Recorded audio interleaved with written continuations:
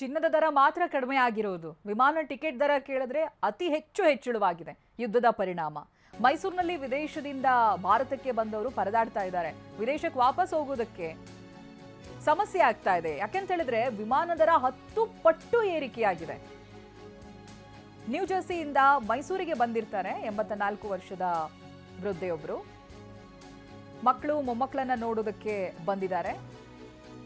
But ಇಲ್ಲಿ ದೊಡ್ಡ ಸಮಸ್ಯೆ ಆಗಿದೆ ಅವರಿಗೆ. ವಿಮಾನ ದರ ಏರಿಕೆಯಿಂದ ವಾಪಸ್ ಅಮೆರಿಕಾಗೆ ಹೋಗ್ಲಕ್ ಆಗ್ತಾ ಇಲ್ಲ ಅಂತ ಅವರು ತಮ್ಮ ಸಮಸ್ಯೆನ ಹೇಳ್ಕೊಳ್ತಾ ಇದ್ದಾರೆ.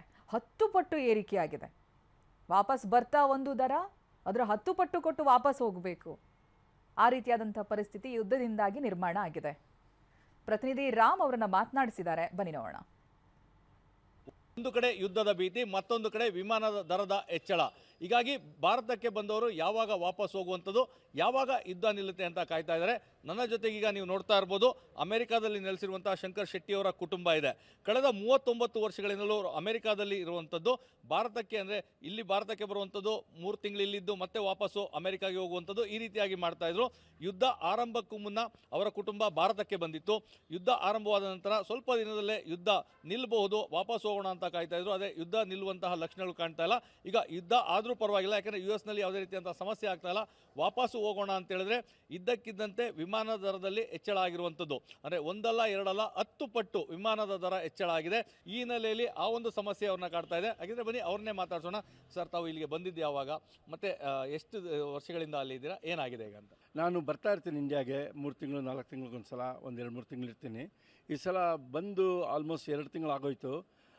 ನಾನು ಬಂದಮೇಲೆ ಇವಾಗ ಹೋಗ್ಬೇಕಾಗಿತ್ತು, 1 ತಿಂಗಳು ಮುಂದೆ ಹೋಗಬೇಕಾಗಿತ್ತು. ಬಟ್ ಬಿಕಾಸ್ ಆಫ್ ವಾರು ಎಲ್ಲೂ ಹೋಗೋಕ್ಕಾಗ್ತಾ ಇಲ್ಲ. ಯಾಕಂದರೆ ನಾವು $2,000 ಕೊಟ್ಟು ವಾಪಸ್ ಹೋಗ್ಬೋದಾಗಿತ್ತು. ಇವಾಗ ನೋಡಿದ್ರೆ 6,000 8,000 ಅದಕ್ಕೆ ಲಿಮಿಟೇ ಇಲ್ಲದೆ ಆಗೋಗ್ಬಿಟ್ಟಿದೆ.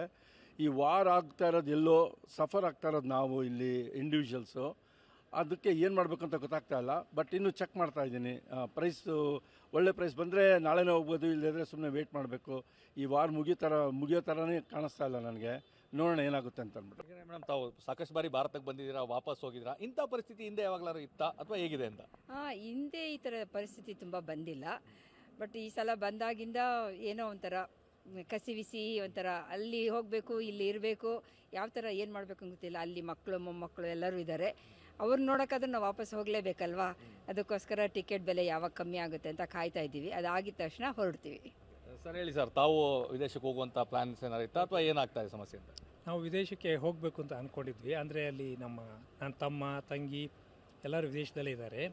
ಅವ್ರನ್ನ ಒಂದು ಸಾರಿ ಹೋಗಿ ನೋಡ್ಕೊಂಡು ಬರುವ ಒಂದು ಪ್ರೋಗ್ರಾಮ್ ಇತ್ತು ಈ ಸಮ್ಮರಲ್ಲಿ. ಆದರೆ ಇದ್ದಕ್ಕಿದ್ದಂಗೆ ಯುದ್ಧ ಶುರುವಾಗಿರೋದ್ರಿಂದ ನಮಗೆ ಅಲ್ಲಿ ಹೋದರೆ ಏನು ನಮ್ಮ ಪರಿಸ್ಥಿತಿ ಏನಾಗುತ್ತೆ ಅಂತ ನಮಗೆ ಗೊತ್ತಿಲ್ಲ. ಅದಕ್ಕೋಸ್ಕರ ನಾವು ಸದ್ಯಕ್ಕೆ ಹೋಗೋದು ಬೇಕೋ ಬೇಡೋ ಅಂತ ಗೊತ್ತಾಗುತ್ತೆ. ಸರಿ, ಮತ್ತೆ ಆಯಿತು, ಆ ಒಂದು ಪರಿಸ್ಥಿತಿಯಲ್ಲೂ ಹೋಗೋಣ ಅಂತ ಅಂದ್ಕೊಂಡ್ರೆ ಇದ್ದಕ್ಕಿದ್ದಂಗೆ ವಿಮಾನ ದರಗಳು 1-10 ಪಟ್ಟು ಜಾಸ್ತಿ ಆಗಿರೋದ್ರಿಂದ ಮತ್ತು ನಮ್ಗೆ ಅಷ್ಟೊಂದು ಅಫೋರ್ಡ್ ಮಾಡೋದಕ್ಕೂ ಕಷ್ಟ ಆಗ್ತದೆ. ಅದರಿಂದ ಸದ್ಯಕ್ಕೆ ಅದನ್ನು ಪ್ರೋಗ್ರಾಮ್ನ ನಾವು ಪೋಸ್ಟ್ಪೋನ್ ಮಾಡ್ಕೊಂಡಿದ್ವಿ. ಇದು ವಿದೇಶದಿಂದ ಭಾರತಕ್ಕೆ ಬಂದಂಥವರ ಮಾತು. ಕ್ಯಾಮ್ರಾ ಪರ್ಸನ್ ರಘು ಜೊತೆ ರಾಮ್, TV9 ಮೈಸೂರು.